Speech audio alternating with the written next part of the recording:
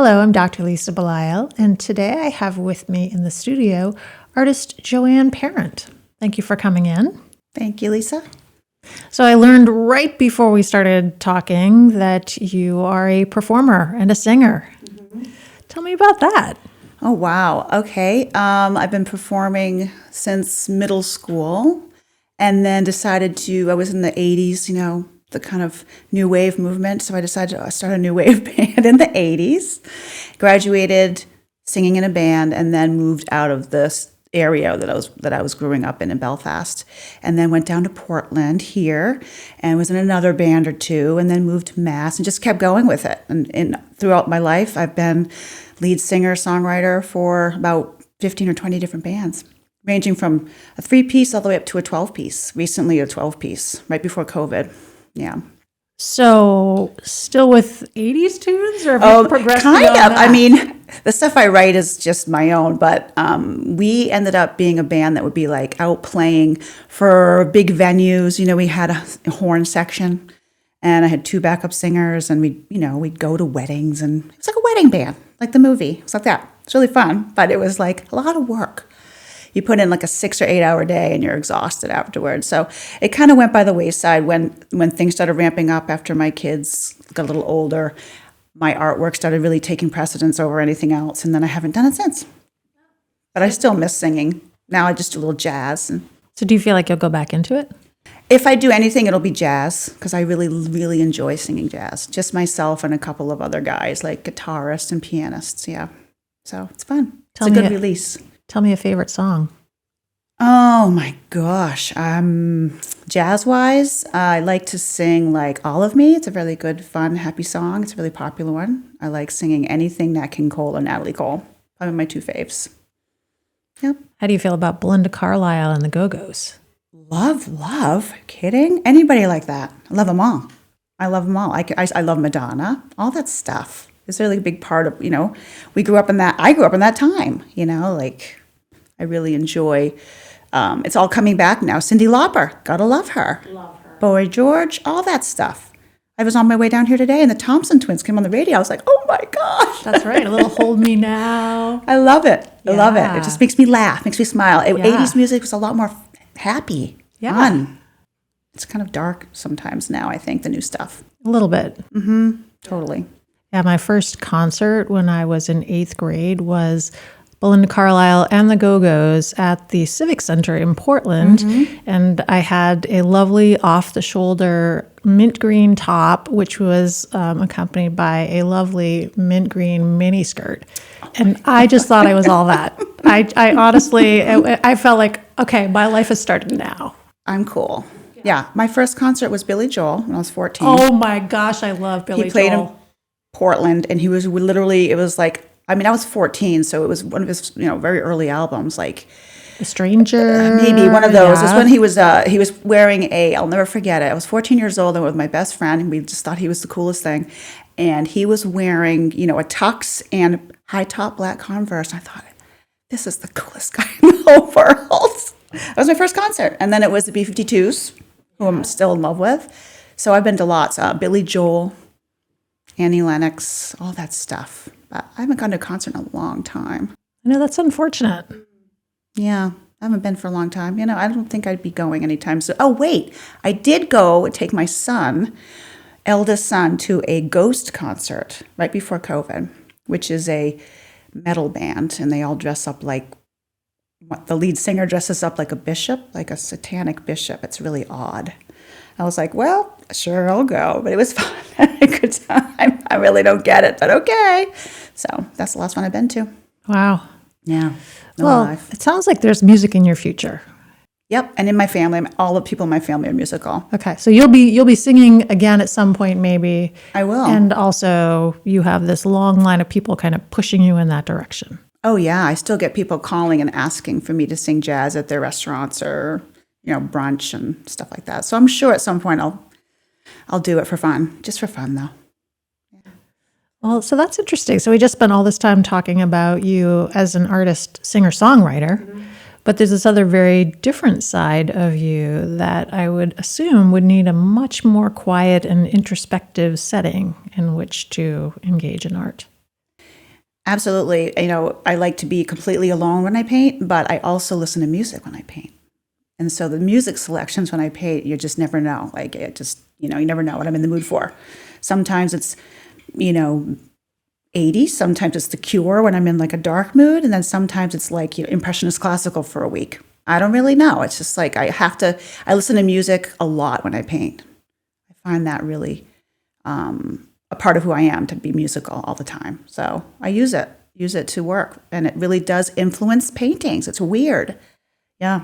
That's what I find. I mean, if I'm painting, if I'm doing an Impressionist classical mood, things are much more dreamy, and light colors come out, because I am very intuitive as an artist. My painting style is, I never even really know where I'm going with it. And I did say that in my remarks on my last show. I start where I think I'm going to go.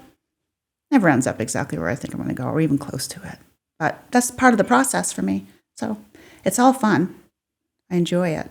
Some days are complete and utter failures, and I just go, oh, and I'm just going to turn off the music and leave the studio. Same kind of thing as writing a song. Sometimes you get the hook right away, and then other times nothing's happening. So it's kind of the same. It's weird. Good parallel, I could think, in art and music. It's all art. So looking at the piece with us in the studio, first of all, what's this one called? Homage. And what type of music were you listening to, if you can remember, when you were doing this piece? Or what might you have been listening to? This piece took 3 or 4 weeks, because my work takes a lot of different sessions to make it come to life. I might do one really good session for a good 4 or 5 hour period and feel good about it. And then, it gets too wet and I have to put it away. I usually work on 4 or 5 pieces. So this one it definitely had classical in there, had some jazz. Would have had some jazz in there. You can see that. This painting was much brighter at one point, much, much brighter.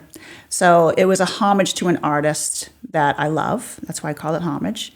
And I kind of have always looked at his work and been striving to be able to get the, ethereal kind of lighting, and also the mood that he creates in his work. And that's what I was kind of going for when I saw it. I was like, oh, this is a homage to this artist that I love so much.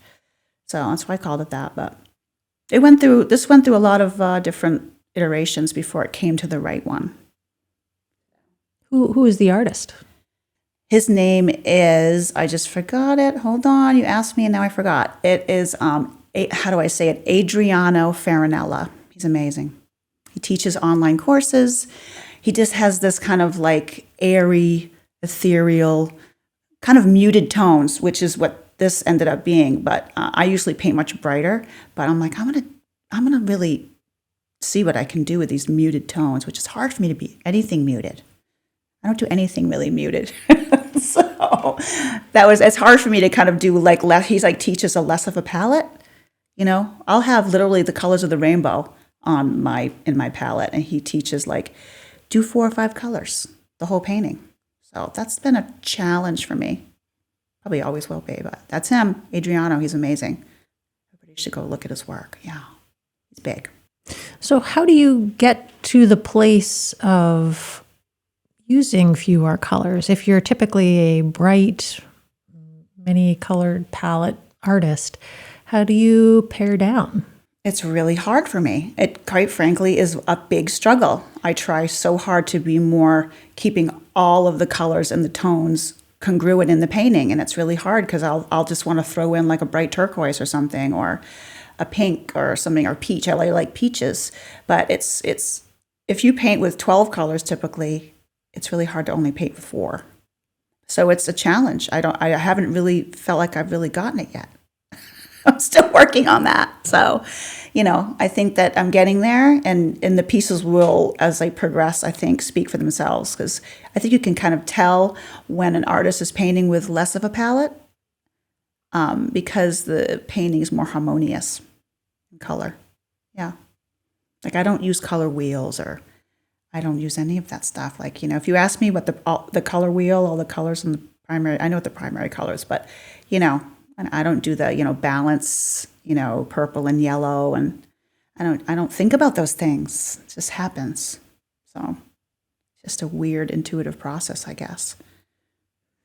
So you have to actually trust yourself in order to engage in an intuitive process the way you describe. You have to trust that whatever it is that you're intuiting is the right thing at that moment.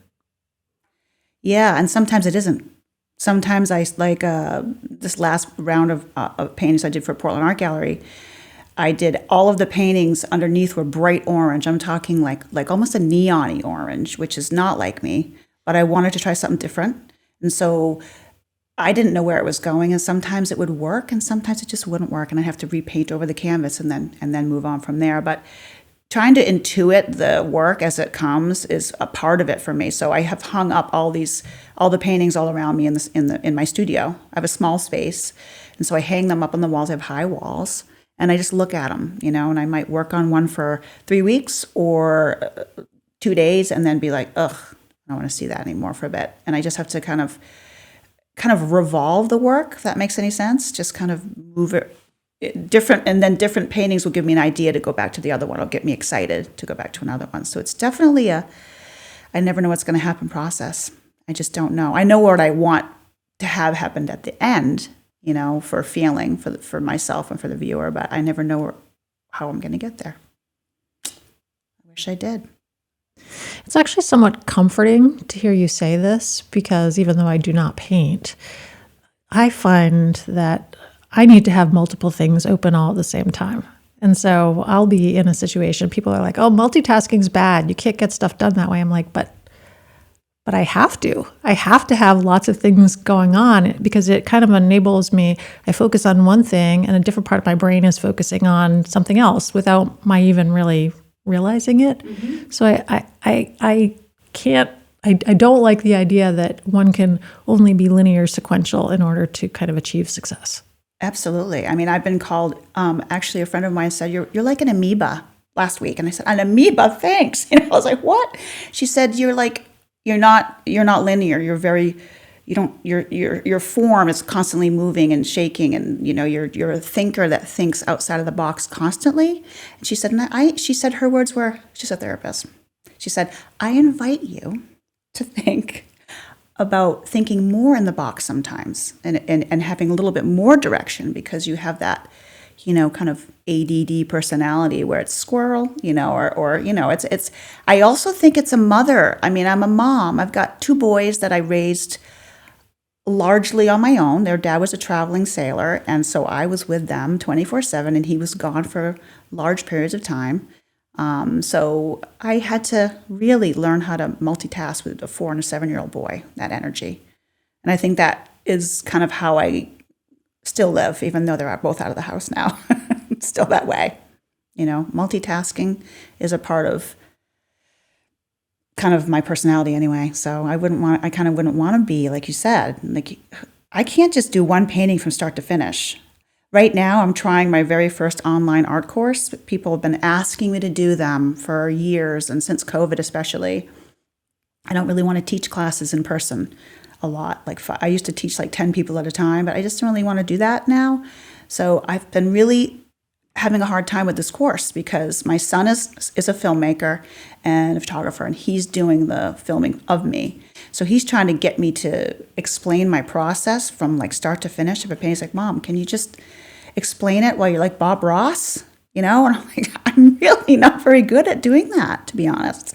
I mean, I try, but it's like, okay, why did I do those 2 colors together?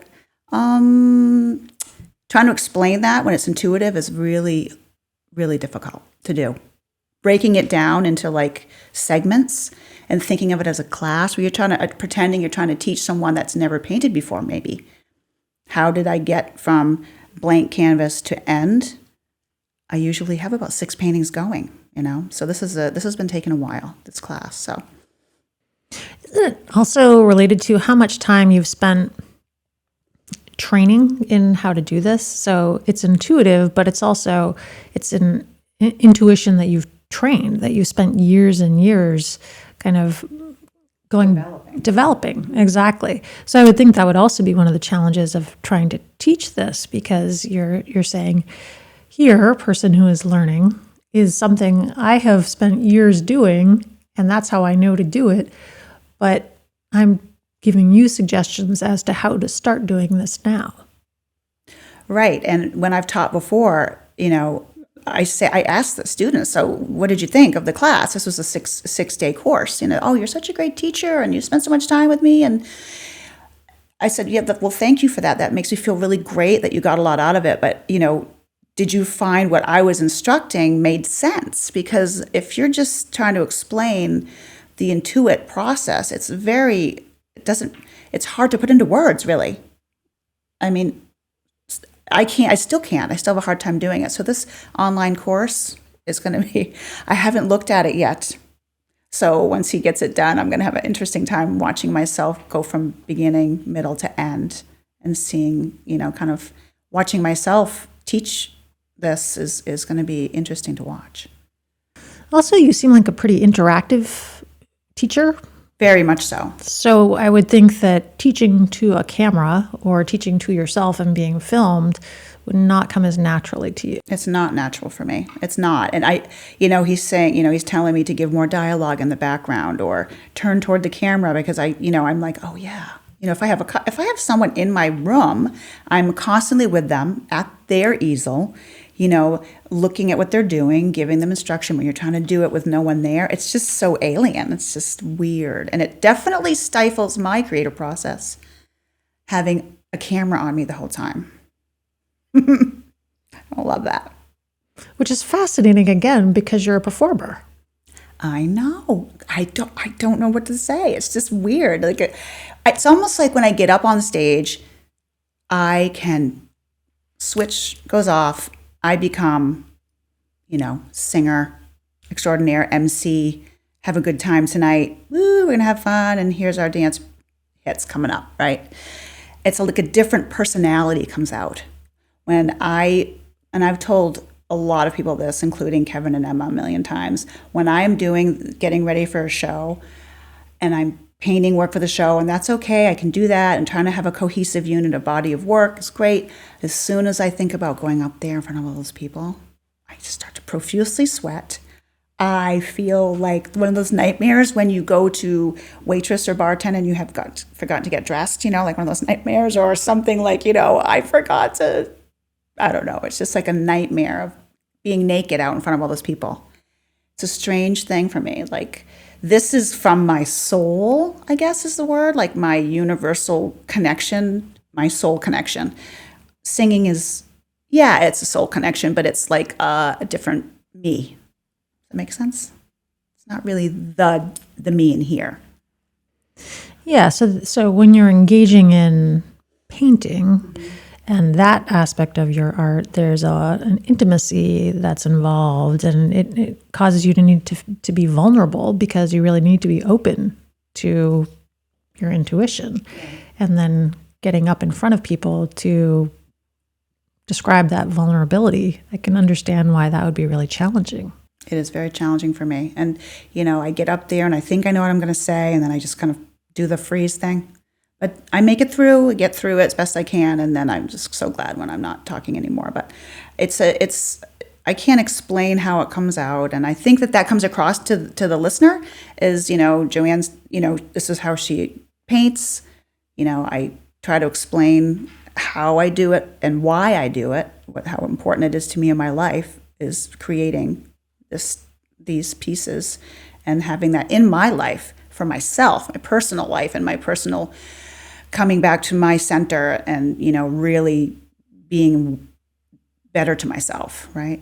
Out of the rest of the stuff that we all do in our lives, just taking that time when you're in the studio and you listen to music, that's your time. So there is a connection there with a power, the universal power that I like to tap into, I try to tap into. And I think that's it for me, just trying to connect to that part of myself. It's like when you're meditating, same thing. Well, it makes a lot of sense because I think when you try to put words to something that's not easily verbalized, then that would be really frustrating. Mm-hmm. I mean, so I remember when I used to sing, and I would sing in Mass, and I'm a lapsed Catholic, to be clear, but the reason I did it was because there was something so profound about the connection to something that was much bigger than me. And I don't know if somebody said to me, hey, can you talk about your singing when you're in front of a group at Mass? I don't know that I could have said anything other than, I feel this larger connection. It feels deeply spiritual. I think that would have been the end of my conversation. Yeah, it's the same kind of thing. That's exactly the same. It's like, how do you explain the feeling that you're having when you're emoting through any kind of art form? I don't know how to put that into words, really. It's just kind of it's part of what you do. A singer is coming guttural, coming from your your vocal cords, and you're pushing out that energy. This is almost kind of drawing the energy out from a different place. Does that make any sense? But we're still vibing with the same universal energy. It's just a different way of expressing it, I guess. I don't know. I don't know what it is. It's always going to be a mystery, I think. I don't know if I'll ever figure it out, but that's the journey, isn't it? Trying to figure it out. That's why we do what we do. That's why we're creative people.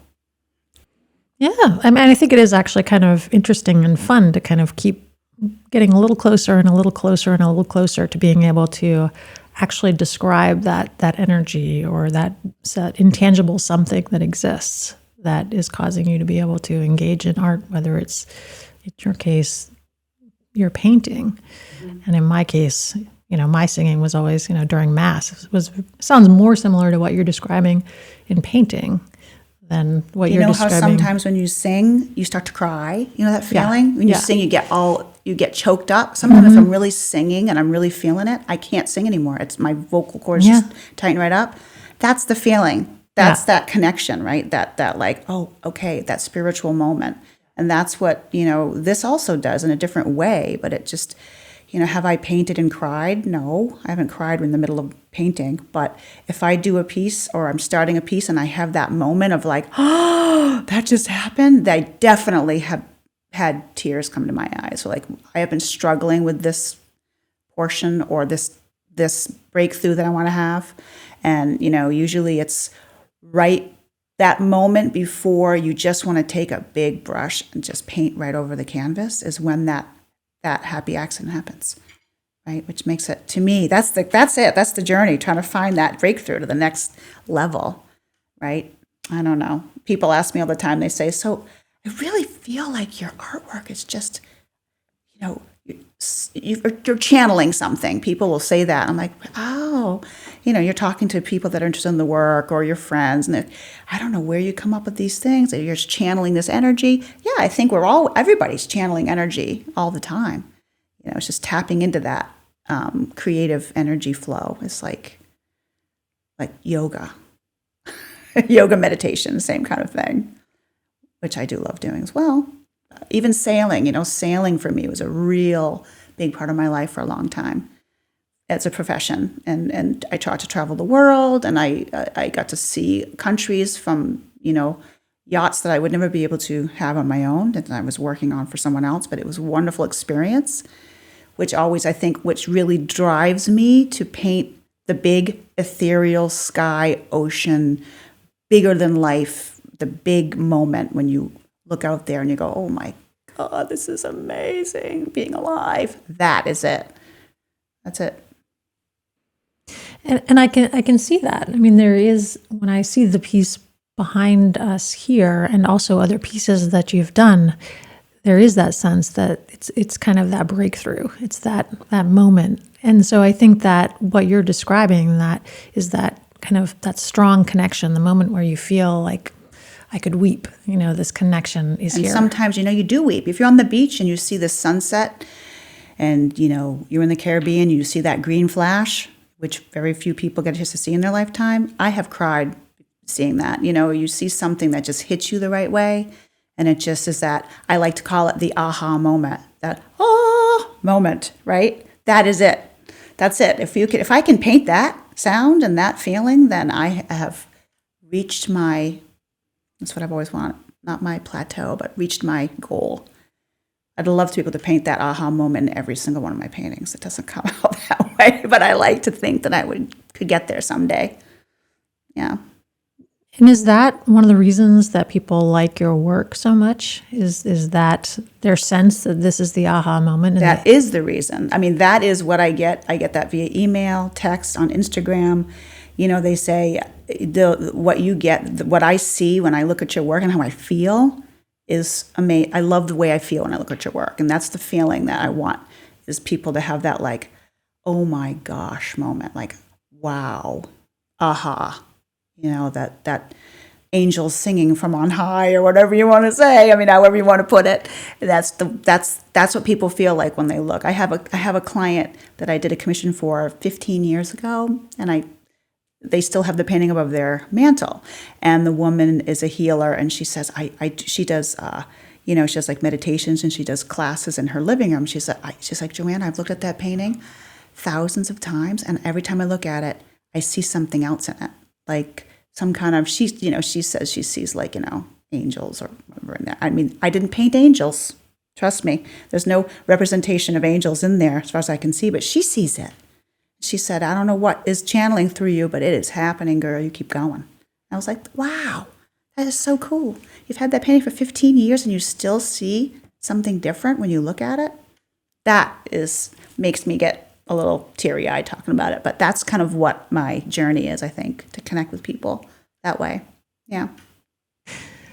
So in things that I've read about you, things that we've put out there through the art gallery or in other places, it's always interesting to me it starts with, I was born on an Air Force base. Can I just say something? I really need to rewrite that thing. I had somebody wrote that for me, and I feel like it's not me anymore. Years ago it was me, but I think I need to rewrite that. So tell me why it was you years ago. Because I thought that my artist statement for the gallery would be my whole life encompassed in a few paragraphs. But why? I don't think that needs to be that. I think it needs to be who I am as a person, not where I was born. Not that I was born on an Air Force base, or not that I did these 20 things and that I have kids. I mean, I want it to be about who I am as a human being and how I connect to the planet. So I think that exact thing that you just said, the very first line, I read it and I go, oh, it's a little cringy. So I don't want that anymore. It's not the same. I don't feel that way anymore. I don't want everybody to know every little thing. The person that wrote it, I read it and I was like, that's great. Thank you. You kind of gave them the well-rounded vision of who I am as a human being, but it's not really how I want to represent myself now. So I think that's some work that I have to do is have that rewritten and do it how I feel who I am today, not 15 years ago or 12 years ago when I wrote it. So, I mean, I think that's very fair. I mean, it's not untrue now any more than it was when you wrote it or when you were born. When you were.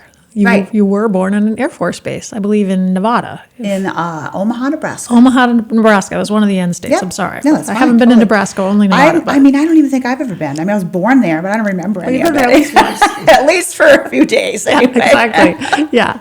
But I think that's an interesting point, that there is, I think it is sometimes easy for us to look at a piece on the wall and say, well, that is that artist. That is that person.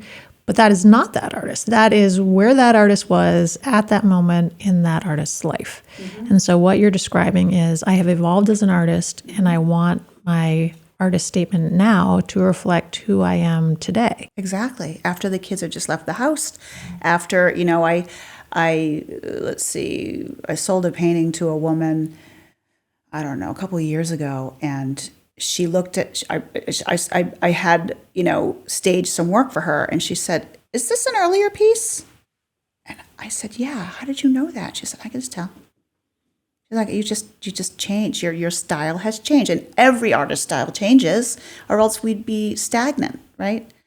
And, I've developed a very distinct style now, but, you never know where it's going to lead, or, where you've come from is a big part of who you are right now. So I want to talk about who I am now, not when I was, 30 seconds old on an Air Force base. So yes, I will be changing that very soon with some help from a professional, probably. I'm not a writer. I'm long-winded. Well, and maybe that's why they started with that one salient point. They could boil it down to that. That was the aha moment, but it was probably the aha moment more for your mother than for you. I think so. I think that's exactly what it was. One of her aha moments in her life. Yeah. Yeah. I mean, I think that is very interesting because I have spoken to, in particular, writers before who have large bodies of work. I will read through their body of work and I'll refer back to an early piece, and that's so far back in their memory that it's almost like, well, I really don't want to talk about that now because that's not who I am anymore. Right. And I think that is an interesting scenario that artists find themselves in particular, because unless you live your life on Instagram and it's out there in perpetuity, most of us do not live our lives so fully out loud. I think mine sometimes is too out loud. I've had to rein it in, even on Instagram. I've been, these days you have to be on social media. You have to do that. It's part of growing and as a business as well as just being an artist. You're trying to grow your following. You're trying to reach more people.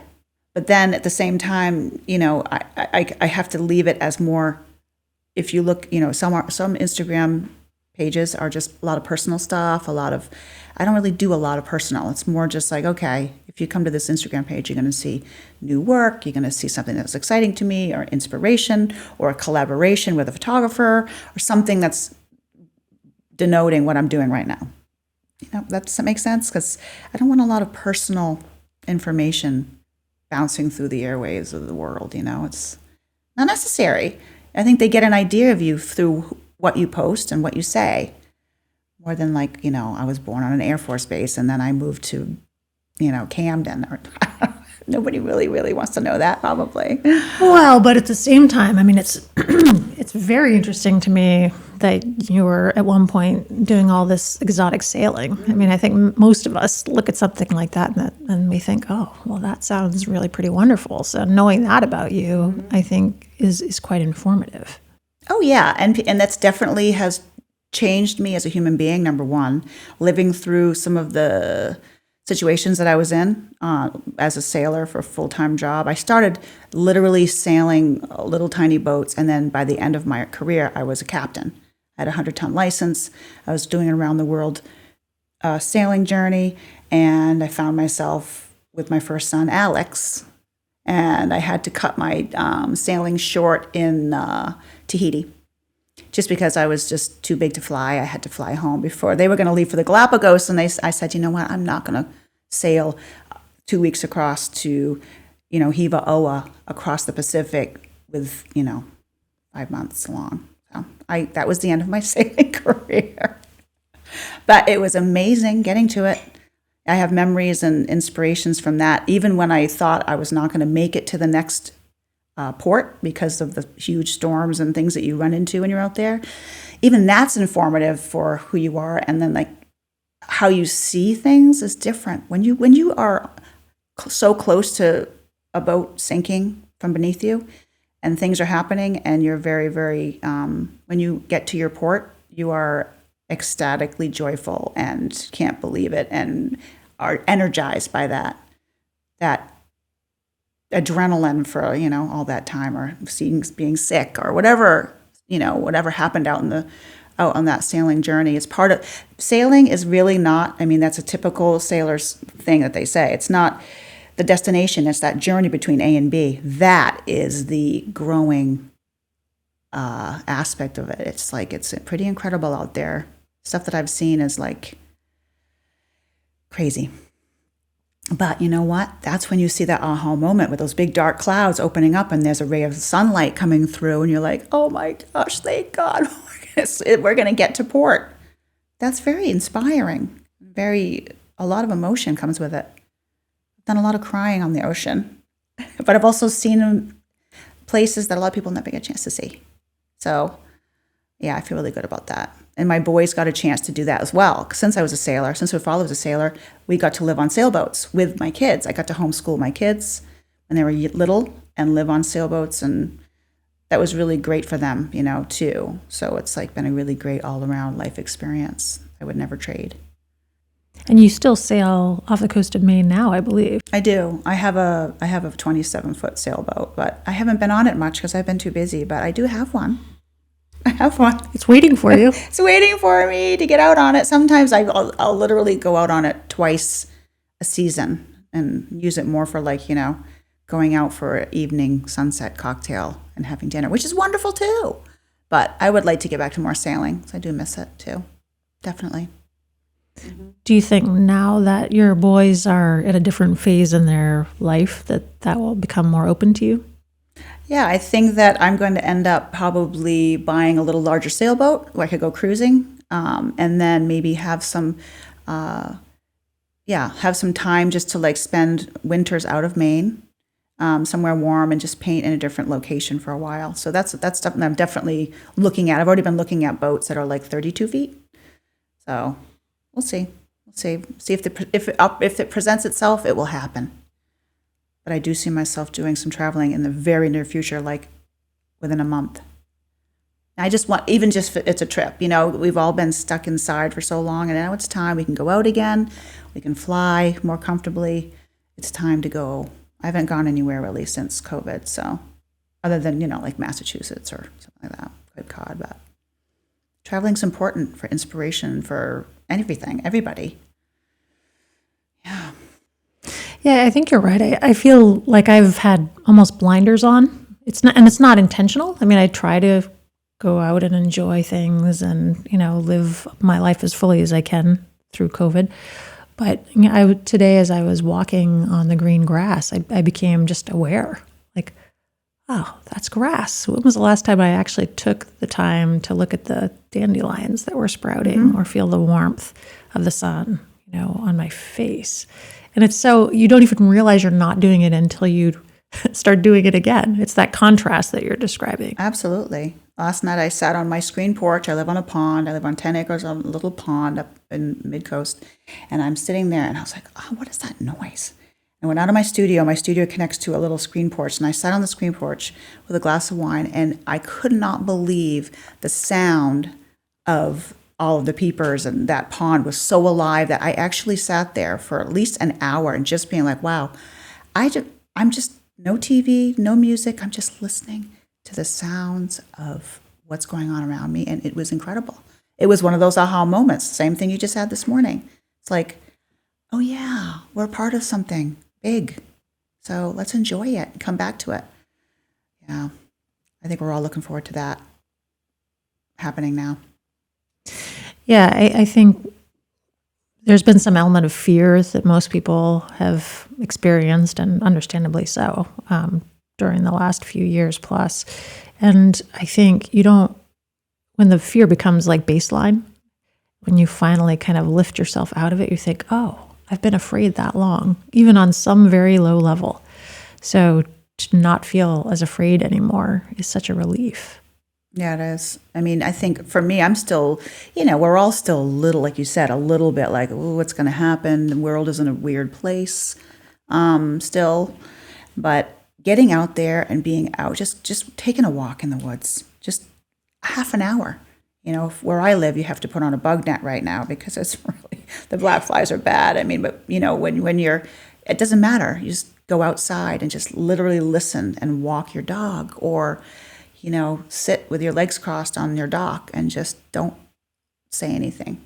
And that's a practice. Everything seems to come into place a little bit more every week when you're doing it. I mean, that's, at least for me, that's my goal, is to be less afraid, get out there and hang out with people again. I still don't see my parents very much. So my parents have some, they're older, they have some issues. So I keep my distance from them. We talk, but it's still kind of scary hanging out with your parents right now, so definitely there's that. But I think we're all heading in the right direction. Got to live your life. You got to go out and be a part of this life. You do, and you do have to give yourself permission to take baby steps and to know that it's not going to feel that great right away, because just what you described, it is a practice. It's a practice of letting yourself be a little more open, work a little bit harder towards connecting with people that you've been kind of keeping your distance from for a while. that's okay. I mean, there's nothing that we did wrong as human beings by wanting to protect ourselves and by feeling uncomfortable as we protect ourselves a little bit less. I think, Yeah. we just need to do it over and over again. Exactly. Like you don't know where you're doing. Like today, I went to the art store today, and do I wear a mask? Do I not wear a mask? Do I have to bring a mask? Am I supposed to wear it? Like it's that weird uncomfortableness of it all. So you just have to. I just try to say, we're just going to move through this, and we're all going to be, on our own journeys, and just keep doing what makes you feel good. That's it. Keep spending time with my kids. Spending time with people that I care about. Spending time in the studio. Making the positives a focus, not the negatives. Watch less news. That's a big one for me. Watch less news. Just do that. Even though I feel like I need to stay informed, too much of that is not good either. Just brings you down. So, yes, I think that's true. At least for me, I can't do it. I cannot do this anymore. One more minute. Don't even talk to me about it. So that's just my own way of putting my head in the sand a little bit, I guess. But that's okay. I need to sometimes. I think we all do a little bit.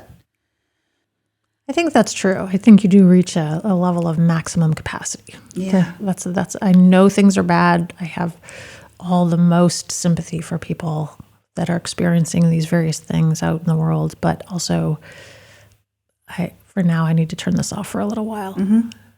And I think especially when I think about what I try to create in the planet, it resonates with people right now. COVID, people were really resonating with my work more than they ever have, because I think they wanted a sense of hope and a sense of peace and a sense of connection. And that's what my work kind of is. And people say, God, I know you, Joe. I've known you for 20 years. And your paintings are like not the person that you are outside of the paintings. I'm like, but it is me.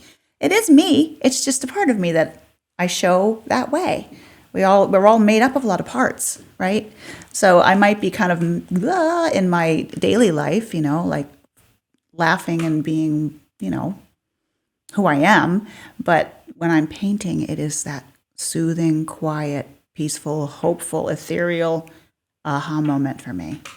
And I think I need it just as much as everybody else wants to see it. I need it maybe more than everybody else does. So that's a little personal, but I just thought I'd say that because it's a really big part of what I need is creating peace and hope and happiness. The light after the storm, getting the light to come out of the canvas, right? With natural light. I don't even want, I'll tell clients, I'll tell people that I meet, try the painting with no light on it at all in the morning. Just look at it. And then look at it in the evening, look at it in the middle of the day. It looks like it's changing with the, it looks like maybe a sunset and then a sunrise. It's very interesting. And I think that's what I love. If I can get that out of it, that means everything to me. So. Why do you think it's so important that we need to be one specific thing for other people? I don't know. I don't think I am. I don't think any of us are one specific thing. Well, no, clearly not. God, but it seems important to other people who say this to you. Yeah, you're an artist. Oh my God, you're an artist. You're a painter. You paint light. Well, I'm a lot of things. I'm a mom. I'm an artist. I'm a sister. I'm like everything. We're all made up of like hundreds of different parts to us. And I think that I don't know. I don't know why it's so important for people to connect with that one thing. I think it's what you put out there, though. Like if I put out there, my energy was, I am a mother, then that's the energy I'm putting out in the world. But I put out, I'm an artist, I'm a creator, and the mothering is something else I do, but I want to have that energy. When I want people to know of me as a person who creates light, for lack of a better word. That's what I want. So if I can get that out of my life while I'm still here, I feel like I really accomplished what I was hoping to do in a 50,000-foot view of everything. So we need to move through the idea of Joanne born on an Air Force base to this idea of Joanne creating light. Yes, exactly. because I've grown from, my age now to when I was on Air Force Base. So we all move along. And my whole, when I first started doing art, when I was in school, when I was 12, learning from my father, he taught me how to draw. I was drawing puppies and pumpkins and things that kids draw, right? And then it became portraiture. And it became pencil drawings of people. And then it became, boats. I was very into sailing. When I was sailing, I was painting boats a lot.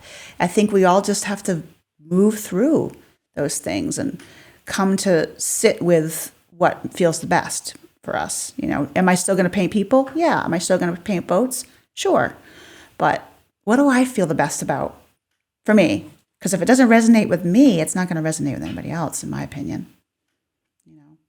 I've had people say, "You painted over that painting?" And I said, "I just wasn't feeling it." And they're like, "Oh my God." But it's true. I don't want anything out there that I'm not happy with. Just don't. It's sort of the biggest point, isn't it? It's the biggest point. Yeah, I want to feel good about what every one of my little paintings goes and lives. I want to feel that I did the best that I possibly could, and that person is connected. They knew my story. Like we were talking about earlier, they took a little piece of my story home with them, or to their office, or wherever it is. Yeah. Well, I've enjoyed my conversation with you today. Me too. It's been really fun. You seem surprised. I know. You're so natural that I was just like, oh, just pretend the microphones aren't there and just, chat. Yeah. Well, that's about all this is anyway, right? Just a conversation. Just a conversation, yeah. Yeah. You're good. You're good. Well, I have enjoyed the opportunity to spend time with your paintings previously, and today I've enjoyed the time with you. Thank you. Me too. It's been really great. I really appreciate it. I really appreciate taking the time to talk to me and learning a little bit more about you. It's been great too. Well, yes. We haven't really talked that much before. We're always at art openings. I know that's very true. So we really haven't. Next time we see each other, we'll have this deep shared connection. That's right. We'll look at each other and go, yeah, no more Air Force Base. Okay. Nope, never again. All right. Thanks, Lisa. I appreciate it. Yeah, I appreciate that with you too. This is Dr. Lisa Belisle, and I've been speaking with artist Joanne Parent. You can find her work online through the Portland Art Gallery and also at the Portland Art Gallery. I think you will find that sense of joy and that aha moment. So I really encourage you to take the time to look into the pieces that she has done. And thank you for coming in today. Thank you too.